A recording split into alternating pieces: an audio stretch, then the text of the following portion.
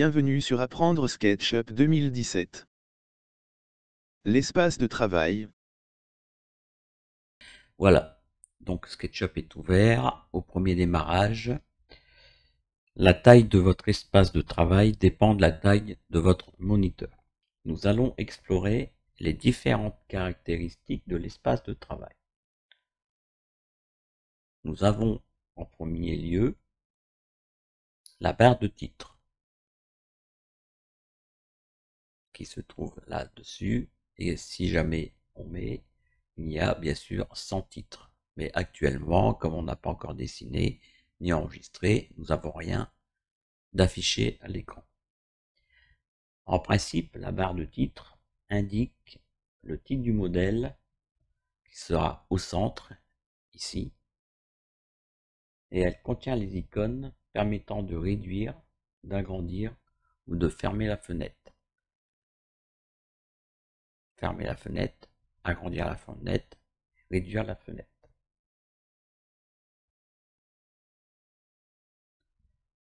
Nous avons la barre de menu qui se trouve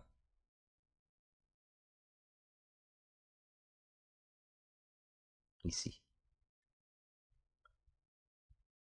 Les fonctions et outils de SketchUp sont accessibles via le menu. Clic gauche,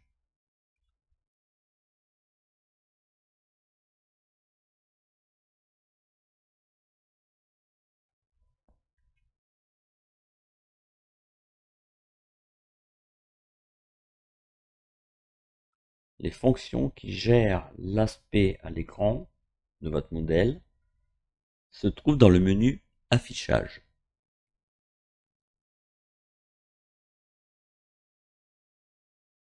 Géométrie, plan de section, coupe, axe, guide, ombre, brouillard. Nous verrons bien sûr tout ceci plus en détail. Le menu Caméra regroupe les fonctions d'exploration et de gestion des points de vue. Vue standard, projection parallèle, perspective, perspective à 2 points, adapter une photo, l'arbitre panoramique, zoom, champ angulaire, fenêtre de zoom, zoom étendu, position caméra, visite pivotée. Le menu fenêtre donne accès aux boîtes de dialogue.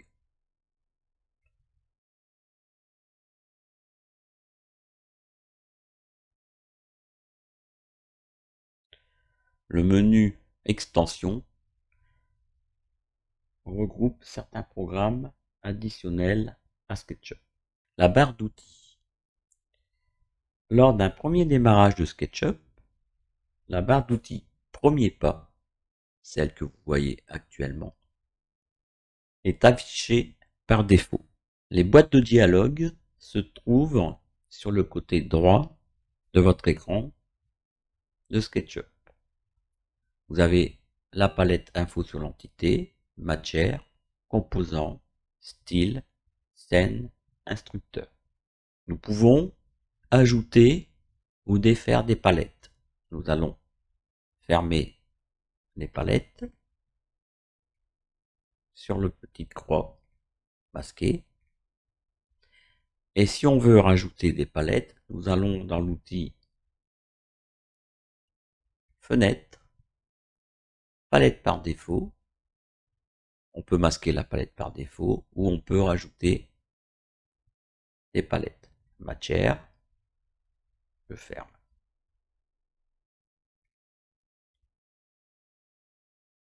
Style,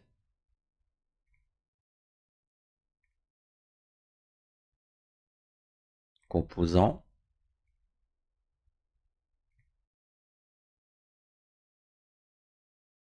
les calques,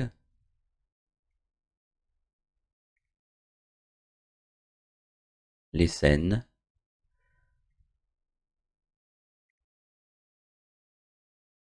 et structure. Les autres palettes, pour l'instant, je les utilise pas. Info, par contre, info sur l'entité, ça va nous servir pour avoir des renseignements et ensuite structure, que nous verrons en détail plus tard. Voilà. Ensuite, nous avons la zone de dessin, ce qui se trouve dans cette zone grise. Si on a choisi un modèle type correspondant, la zone de dessin est constituée de deux parties. Une partie qui est le sol, qui est là représenté en gris foncé,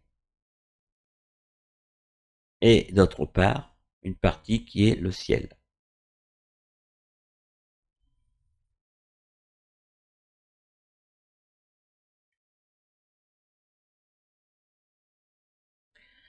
L'affichage et les caractéristiques du sol et du ciel sont paramétrables.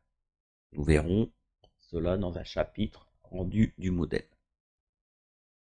Les trois axes, rouge, vert et bleu, représentent le système de coordonnées.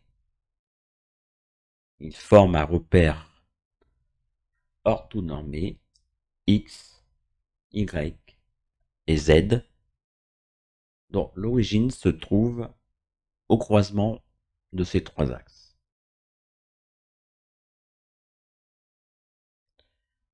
Alors, au démarrage de SketchUp, l'outil sélectionné, qui se trouve ici, est tout le temps activé. La barre d'état. Qu'est-ce que la barre d'état? La barre d'état est cette barre qui se trouve en bas de votre écran.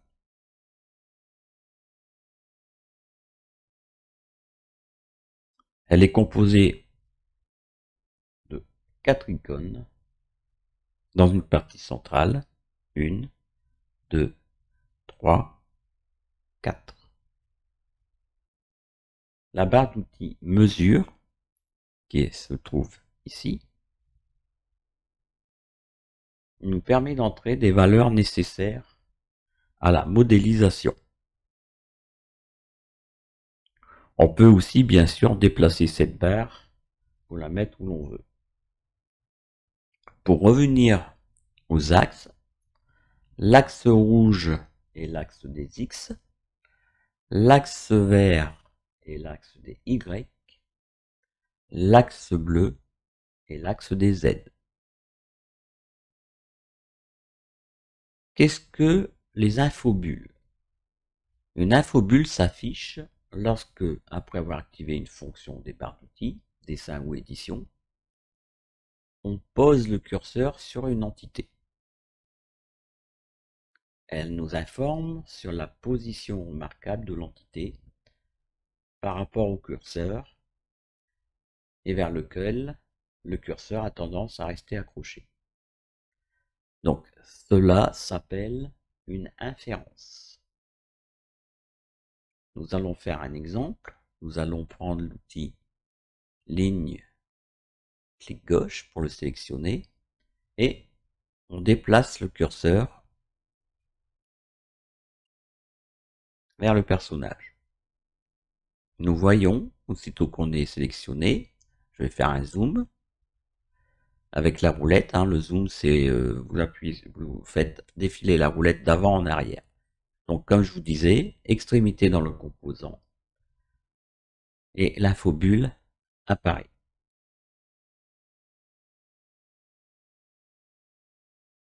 Nous pouvons voir un deuxième exemple, ce n'est pas compliqué, c'est que si je viens sur un outil, une infobulle s'affiche.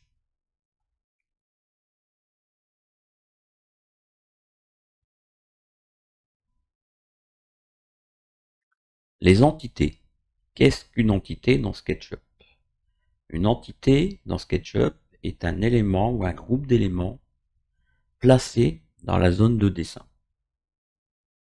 Que cet élément fasse partie de la modélisation proprement dite, ou qu'elle vienne guider ou renseigner la modélisation, par exemple les guides, les cotations, le texte.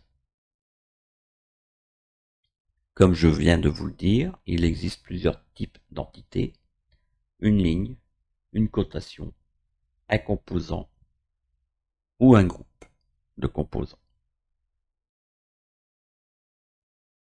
Les menus contextuels, qu'est-ce que c'est?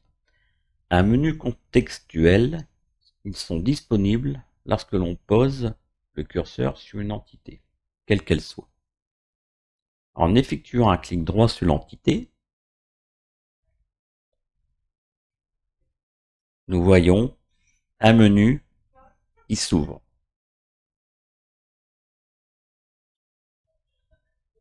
Grâce à ce menu, on peut choisir effacer, masquer ou verrouiller. Enfin, voilà, donc ça, nous verrons ça plus en détail à chaque fois.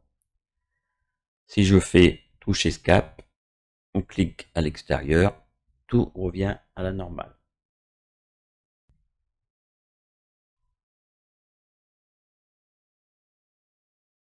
Le prochain tutoriel sera le curseur graphique de SketchUp.